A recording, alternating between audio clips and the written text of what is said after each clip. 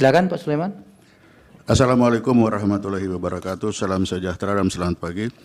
Yang mulia Ketua Majelis Hakim Konstitusi, Ketua dan Majelis Hakim Konstitusi yang mulia.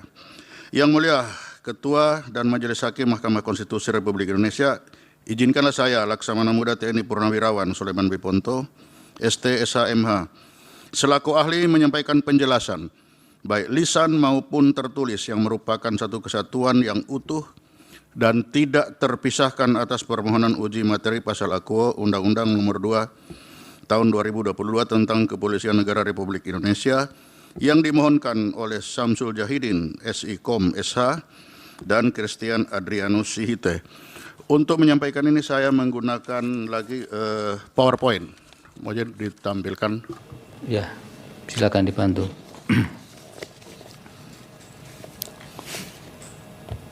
Play. Ya. Jadi keterangan ahli tentang pengujian frasa pasal 28 ayat 3 Undang-Undang Nomor 2 tentang Kepolisian Negara Republik Indonesia. Lanjut.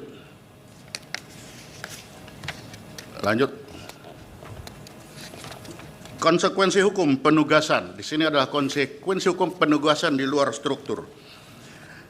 Untuk TNI, sebagai contoh, pasal 47 Undang-Undang 34 2004, TNI aktif harus pensiun atau alih status apabila masuk ke institusi lain selain TNI.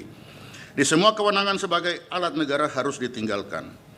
Polri, pasal 28 ayat 3, Polri aktif harus pensiun atau alih status apabila masuk ke institusi lain selain Polri.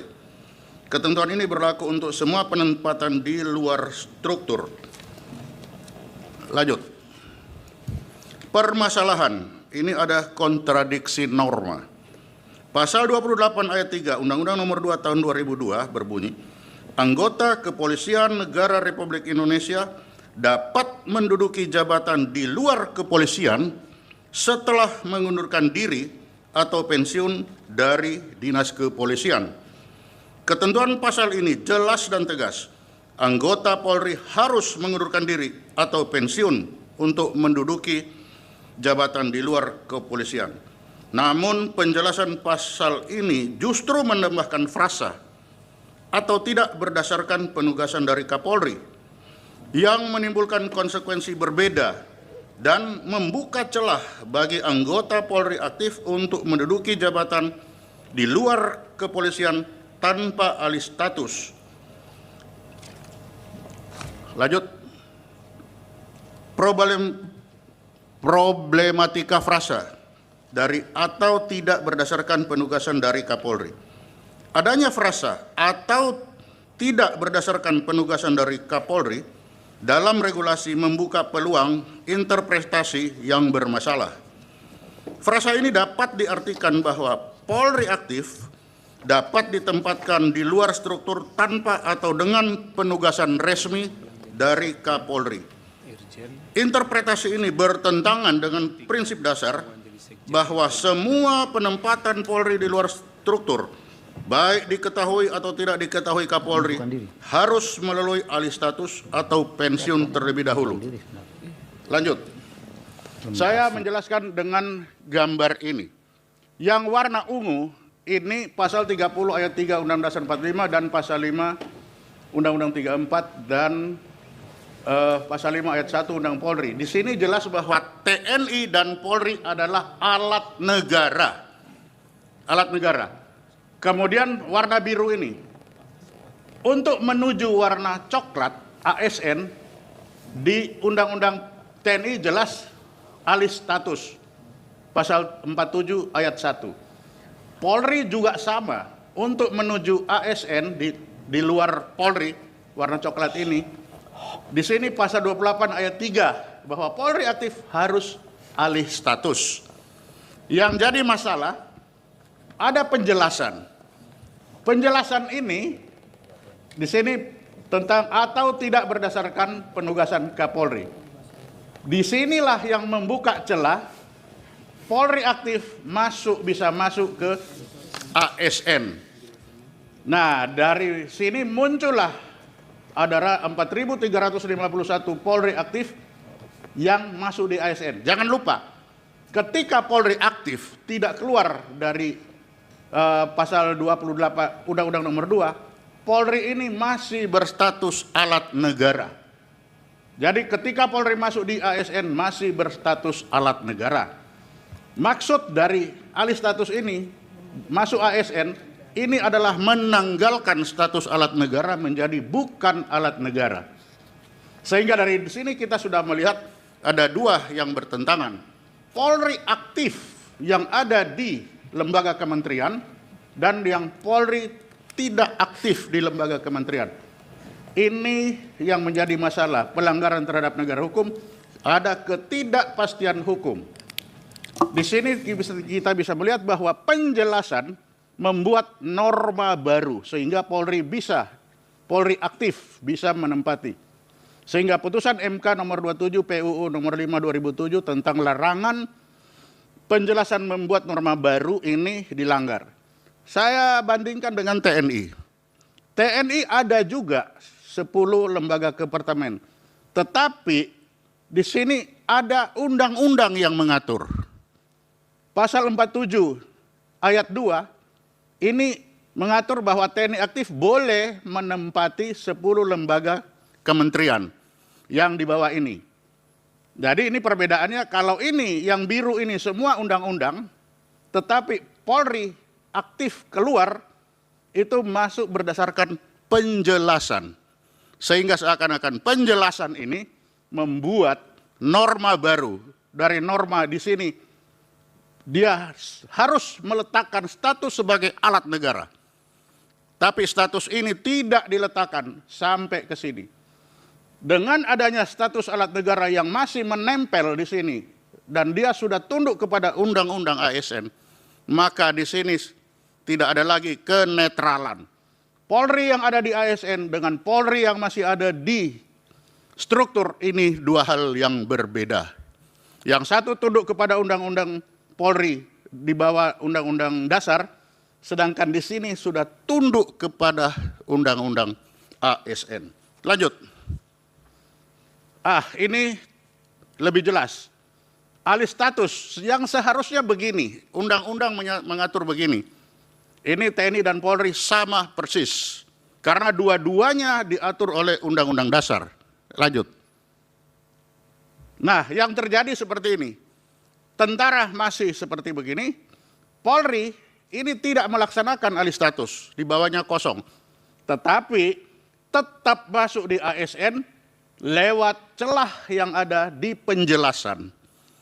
Jadi penjelasan ini seharusnya abu-abu ini menjelaskan yang coklat, tapi kenyataannya ini langsung dieksekusi. Jadi Polri sebagai alat negara saat ini berada di dalam ASN. Lanjut.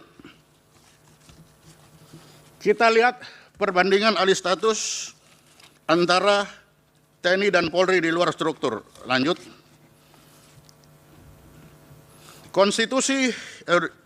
Konsistensi era Presiden SBY. Di dalam era SBY, alih status ini sangat-sangat ketat. Sampai AHY, anak dari beliau, diwajibkan mengundurkan diri dari TNI sebelum mencalonkan diri menjadi gubernur DKI. Harus mundur, dan Panglima TNI menyatakan undang-undang adalah Panglima. Sehingga walaupun anak dari presiden ketika keluar dari struktur harus mengundurkan diri, dan itu dilaksanakan. Lanjut. Nah, ketika masuk di era Presiden Jokowi, mulai terjadi penyimpangan. Banyak prajurit TNI aktif tetap menduduki jabatan sipil. Walaupun itu sudah jabatan berada di luar lembaga struktur yang bertentangan nomor undang-undang pasal 47 ini di era Jokowi. Lanjut. Nah, ini saya 2017 mengklaim Panglima harus berhentikan dengan hormat seluruh TNI aktif yang di Bakamla yang di luar struktur. Saya ulangi lagi, Maret 2025, saya masih terus mendengungkan harus laksanakan pasal 47 itu. Panglima harus jalankan. Nah, ini di era Presiden Jokowi. Lanjut. Kita lihat era Presiden Jokowi penyimpangan di Polri. Tadi kita sudah dengar dari DPR juga bahwa Presiden Jokowi minta resiprokal. Bagaimana antara Polri aktif ditugaskan di luar struktur tanpa mengundurkan diri. Padahal ini jelas-jelas bertentangan dengan pasal 28 ayat 3. Lanjut. Nah, Wamenkum jelas menyatakan bahwa Polri masuk ke ASN itu atas permintaan dari Presiden. Ini penyampaian beliau di ruangan ini. Lanjut. Lanjut. Masih tetap sama bahwa pasal 28 dilanggar ini karena ada permintaan dari Presiden Jokowi, termasuk tadi dari DPR kita dengar juga mirip. Lanjut. Kita lihat bagaimana perbedaan ini. Mulai tahun 2023, 2024 sampai 2025, ini ada tren kenaikan penugasan. 2023 3.424, 3.822 sampai 2025 ini 4.351 polisi aktif di luar struktur. Jadi ini menunjukkan bahwa kebutuhan ini meningkat terus di luar struktur. Jadi ekspansi peran tanggung jawab kepolisian ini di berbagai sektor memanfaatkan penjelasan pasal 28 ayat 3. Lanjut. Waktunya, Pak. Ya. Ini paradoks. Di satu sisi dinyatakan bahwa Polri masih membutuhkan 359.978 orang, tetapi keluar terus tetap ada. Lanjut. Ini paradoks tadi. Lanjut. Ini adalah putusan Mahkamah Konstitusi yang menyatakan bahwa penjelasan undang-undang tidak boleh memuat norma baru. Ada 3. Lanjut. Lanjut. Langsung kesimpulan saja. Lanjut. Nanti bisa kesimpulan. diperdalam melalui tanya jawab. Satu lagi. Nah, kesimpulan. Ketidakpastian hukum. Frasa tidak berdasarkan penugasan dari Kapolri menimbulkan ketidakpastian hukum, membuka dualisme komando dan mengganggu prinsip single command system. Pelanggaran konstitusi. Norma baru ini bertentangan dengan Undang-Undang Dasar 45, khususnya pasal 1 ayat 3 tentang negara hukum, pasal 28 ayat 1 tentang kepastian hukum, dan pasal 28D ayat 3 tentang kesetaraan di hadapan hukum. Ancaman keamanan nasional. Norma ini berpotensi mengancam keamanan nasional, netralitas Polri, dan integritas kelembagaan negara.